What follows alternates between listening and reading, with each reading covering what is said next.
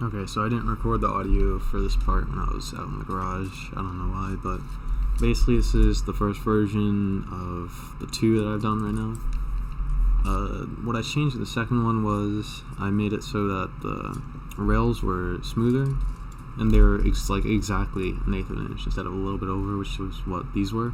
The way these are connected is there's one nylon strap, and then when they connect to the piece behind them, it holds them straight. This also makes it so that the pieces can bend even further when they're folded up, or they would be able to, but I haven't figured that out yet. So this is just the top part. I'm gonna make the bottom, which is gonna be here, fold up on top of this so it looks better. And I'm considering making these parts on the side, like separate on a hinge, so that it fits better on your wrist.